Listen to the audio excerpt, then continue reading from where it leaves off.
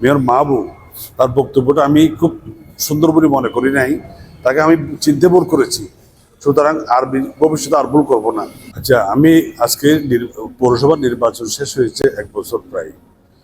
তো 1 বছরের আগে আমি তাকে নির্বাচিত করার জন্য আমার পরিবারের সাথে আমার দূরত্ব বেড়ে গেছে।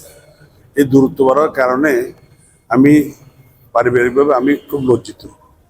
সে এখন আমার সম্বোধক যে কথাগুলো বলে, এটা একটা রাজনৈতিক ব্যক্তির কথা নয়, এটা শুদ্ধ আচরণ নয়।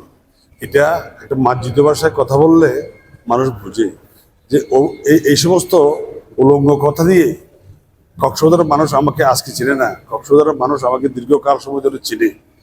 সেই চীনা থেকে শুরু করে আমি বারবার নির্বাচিত করেছি বা বারবার বিজয়ী হয়েছি। আমি কলেজ জীবনে ছাত্র সংসদে নির্বাচন করেছি, বিপুলপুরে নির্বাচিত হয়েছি, জিরংজা নির্বাচন করেছি, বিপুলপুরে নির্বাচিত হয়েছি, পৌরসভা নির্বাচন করেছি, বিপুলপুরে নির্বাচিত হয়েছি। মানুষ আমাকে ভালো করে চিনি। আজকে যে বক্তব্য দিচ্ছে, যে প্রার্থীর পক্ষে যারা কাজ করতেছে, মেয়র মাহবুব তার বক্তব্যটা আমি খুব সুন্দর বলে মনে করি নাই, একটা অপরিচ্ছন্ন কথা বলেছে। তো আমি ধন্যবাদ জানাই তার, যে এখন তার পুরানো কথা আমি বুঝতে পারিনি, তাকে আমি চিনতে ভুল করেছি, সুতরাং আর ভবিষ্যতে আর ভুল করবো না।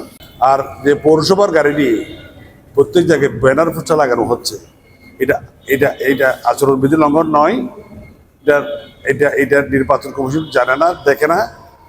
এটা আমি অভিযোগ করতেছি নির্বাচন কমিশনকে।